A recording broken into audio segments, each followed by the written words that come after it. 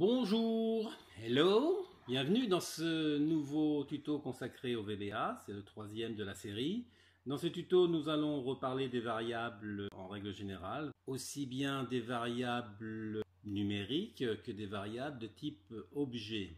L'idée dans ce tuto, c'est de poursuivre l'application que nous avons mis en œuvre dans le tuto Macro 3, consolidation de base de données, et VBA 1.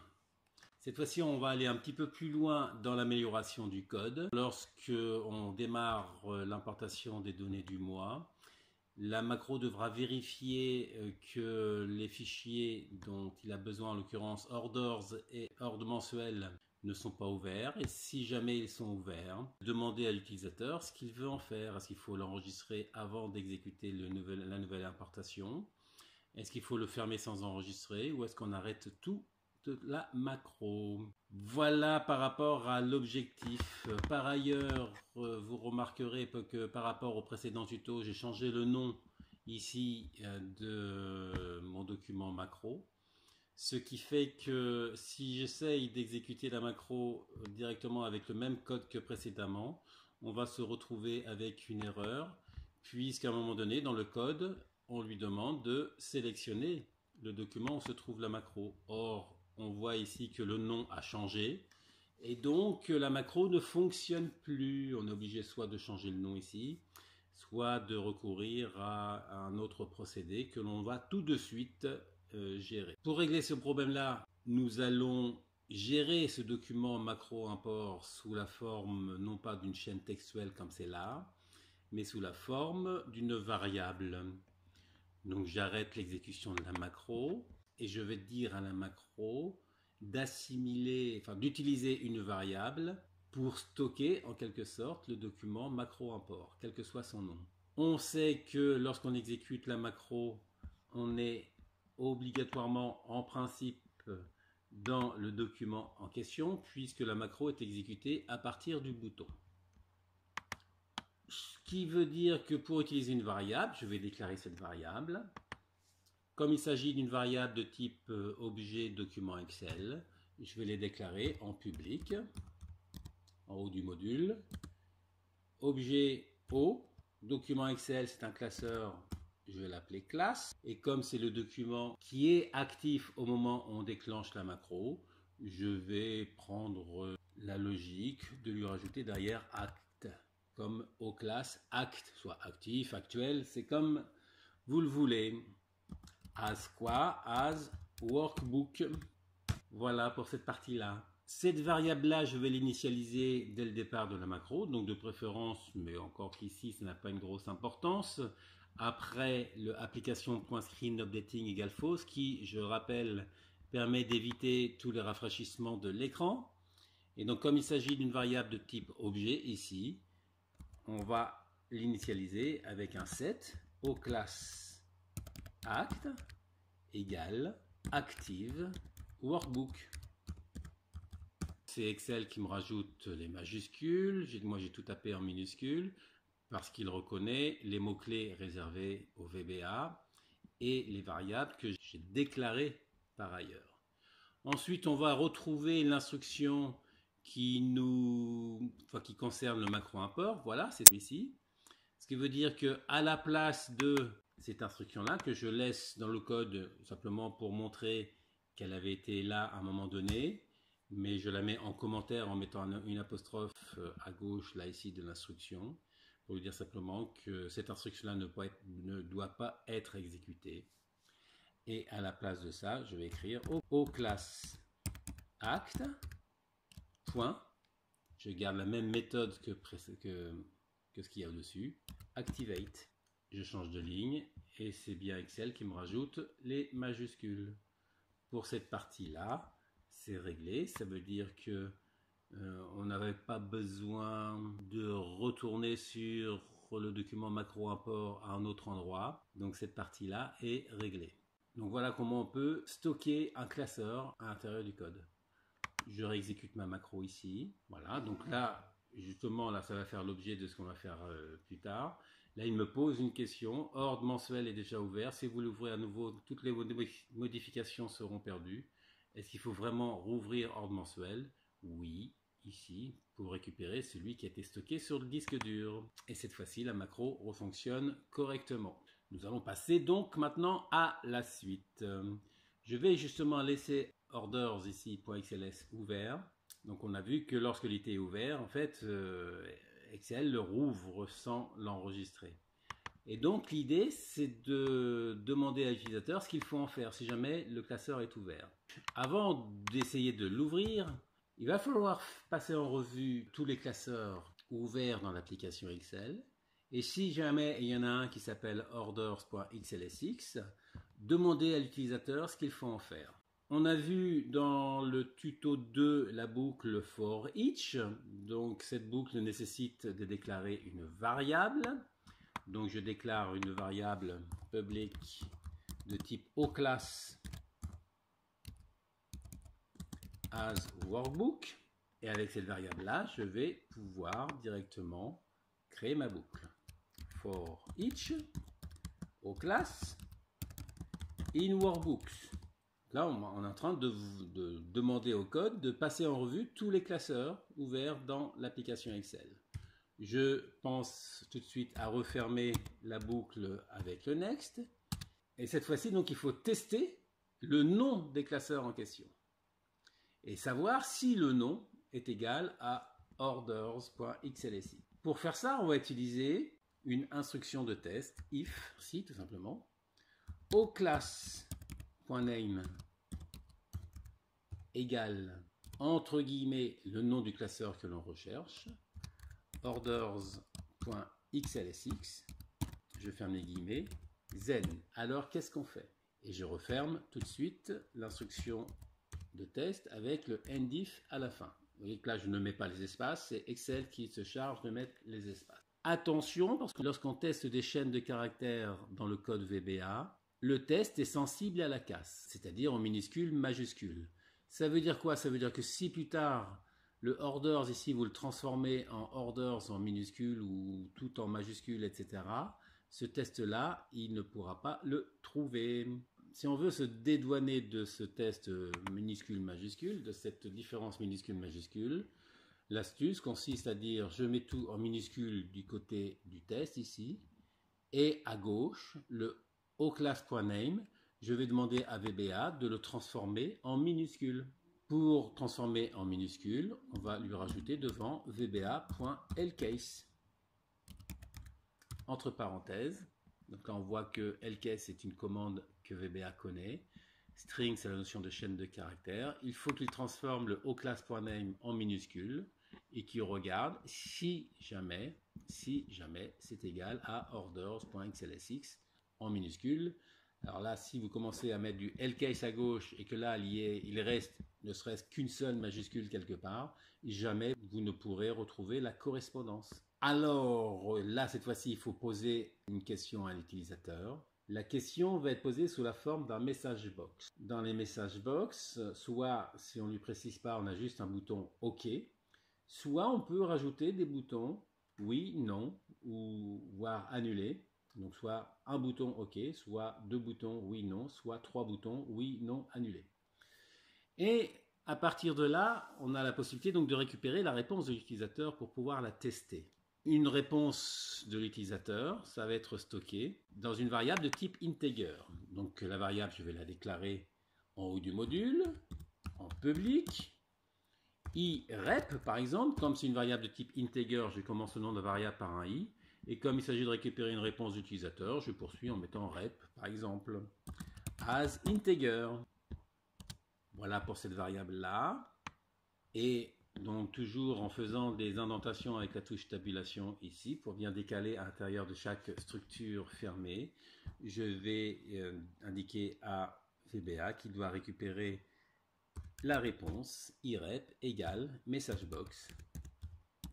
Alors on a déjà vu le messagebox dans le VBA, dans le tuto VBA 2, et je vous avais indiqué que le fait d'envoyer un message à l'utilisateur avec un simple bouton OK sans avoir besoin de récupérer la réponse, il ne fallait pas mettre de parenthèse derrière messagebox. Cette fois-ci, la réponse, on va la récupérer dans une variable. Ça veut dire qu'il y a un signe égal sur la ligne où il y a le message box Et donc, cette fois-ci, il faut obligatoirement mettre une parenthèse. Et là, je vais construire la question posée à l'utilisateur. Le fichier, je ferme les guillemets, je concatène avec oclass.name pour qu'il me retrouve, en l'occurrence ici, quelque part, c'est le orders.xlsx, mais le fait de mettre oclass.name, c'est pour qu'il me l'orthographie de la même façon que l'orthographe sur le disque dur. Je concatène, donc avec les perluettes toujours, un guillemet, je remets un espace pour éviter que ce soit collé au nom du fichier, et déjà ouvert.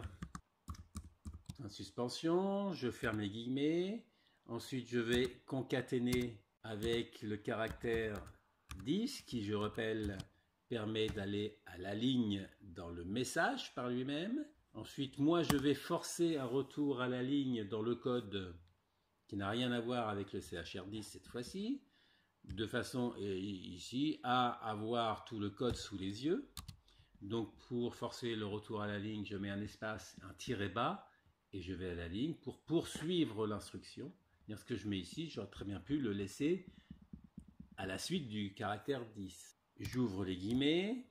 Pour l'enregistrer, cliquez sur, et là je voudrais écrire sur, et là je voudrais écrire oui entre guillemets dans le message.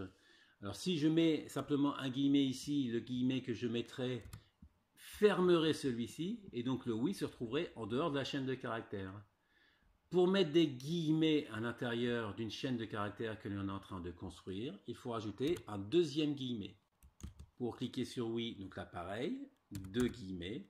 Pour l'enregistrer, cliquez sur oui. Donc là, si on compte, on a 1, 2, 3, 4, 5 guillemets sur cette partie de chaîne de caractères là. Comme je voudrais forcer un retour à la ligne dans le message, je dois sortir de ces chaînes de caractères là. Donc je rajoute encore un guillemet, ça me fait 3 guillemets à la fin ici. Et je concatène avec un CHR10 pour forcer le retour à la ligne. Oui, au passage, avant de poursuivre, je me rends compte ici qu'après le CHR10, j'ai simplement oublié une concaténation, donc je le rajoute, les perluettes, parce que entre chaque chaîne de caractères et caractère 10 fait l'objet d'une chaîne de caractères. Il faut penser à rajouter des éperluettes, donc là ne pas oublier les perluettes après le CHR10. Ok. Donc là, je ne l'oublie pas cette fois-ci. Et, espace tiré bas, je vais à la ligne. Pour ne pas enregistrer, cliquez sur, et de la même façon, 2 guillemets, non. 3 guillemets pour fermer la chaîne de caractères. Et CHR10. Et espace tiré bas pour annuler l'importation. Cliquez sur annuler. 2 guillemets, annuler.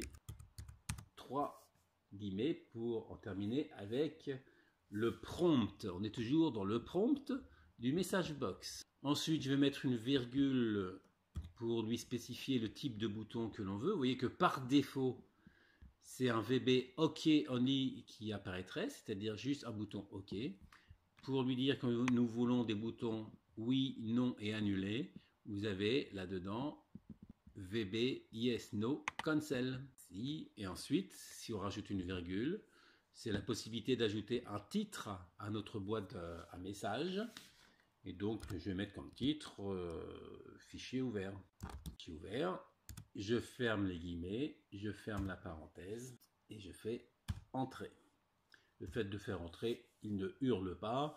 Ça veut dire que je n'ai pas fait d'erreur au niveau des parenthèses, au niveau des guillemets, au niveau des éperluettes. Voilà pour ce IREP. Alors pour tester le message en question, je reviens au niveau du IREP, là cette fois-ci au niveau de l'indentation sur le IREP. Donc là j'ai fait des indentations pour bien montrer que c'était la même instruction qui se poursuivait sur la ligne suivante.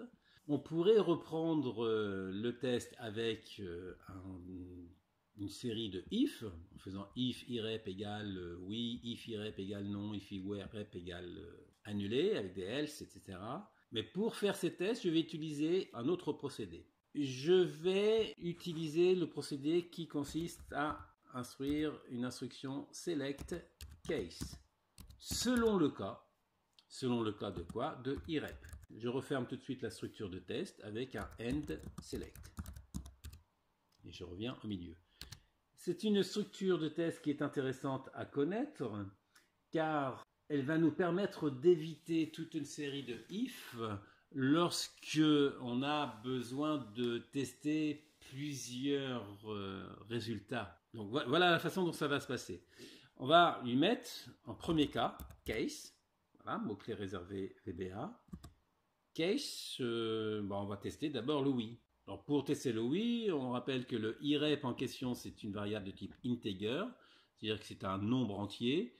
Mais en l'occurrence, la constante qui est renvoyée lorsqu'on fait un message box de ce type-là, c'est une constante integer. Essayez de se rappeler de quelle constante il s'agit. Est-ce qu'il s'agit de 1, 2, 6, 7, 9, etc. C'est un petit peu délicat.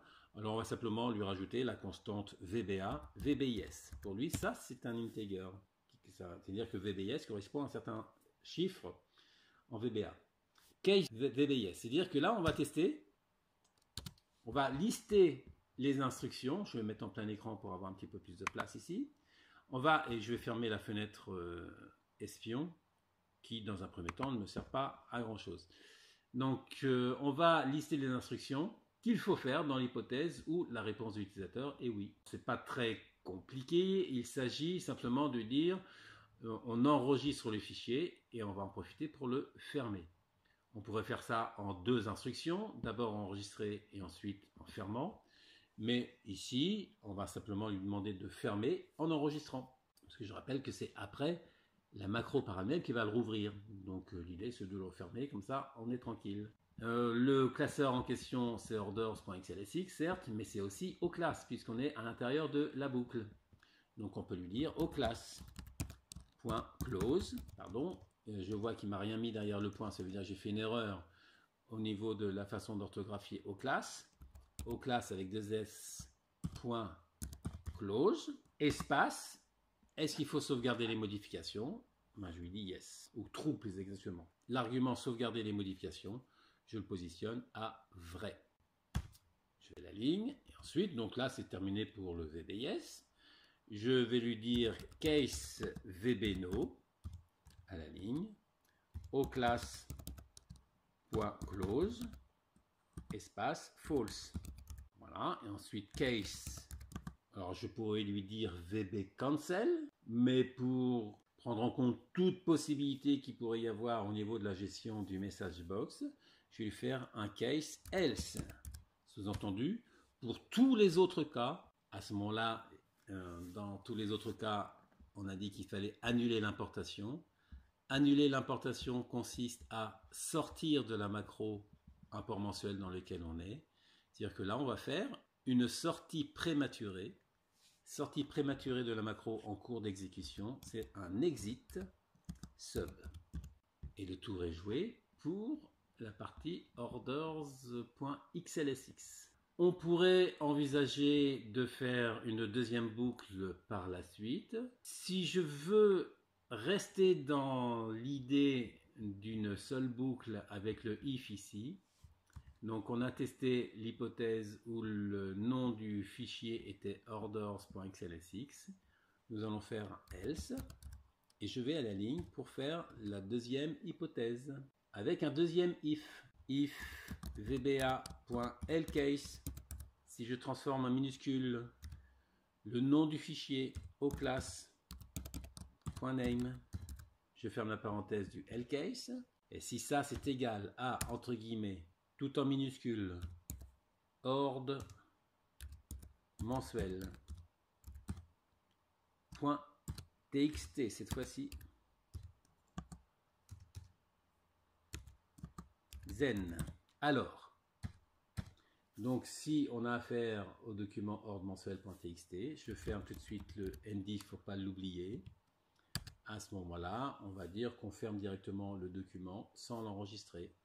OClass.close, espace false. Donc, avec une seule boucle for each, on est en mesure de gérer les fichiers orders.xlsx et ordremensuel.txt si jamais ils sont ouverts. Il nous reste à tester tout ça, voir si c'est bon. Avant de tester, je prends la précaution de faire un débugage compilé VBA Project pour m'assurer qu'il n'y a pas d'erreur grossière à l'intérieur du code. C'est bon, donc je vais sauvegarder mon document, retourner dans Excel, par exemple avec Alt F11 pour retourner dans Excel. Je vais laisser orders ouvert ici, mais je vais évidemment aller dans macro import pour pouvoir exécuter la macro à partir du bouton importer les données du mois qu'on avait créé dans le tuto macro 3. Si jamais vous avez besoin de récupérer les fichiers, ils sont disponibles sur le lien indiqué dans la description de ce tuto. Je clique sur le bouton. Donc voilà, Orders est ouvert. On a le message qui apparaît avec les retours à la ligne tels qu'on les a prévus dans le message box. Pour l'enregistrer, cliquez sur oui. Pour ne pas enregistrer, cliquez sur non. Pour annuler l'importation, cliquez sur annuler. Voilà, je veux dire ne pas enregistrer par exemple. Je clique sur non et là, il exécute la macro normalement. Voilà. Et donc, cette fois-ci, on voit qu'il nous a rajouté une nouvelle fois les enregistrements sous la base de données. Ça veut dire qu'on est en train de créer des doublons. Mais ça, ce sera l'objet du prochain tuto. Comment supprimer les doublons lorsqu'on importe plusieurs fois le même fichier mensuel. Pas trop de choses dans un même tuto. Rendez-vous plus tard pour voir comment on va gérer le fait d'importer plusieurs fois le même fichier dans un fichier global. J'espère que tout ça vous sera utile. Profitez-en bien. À ciao!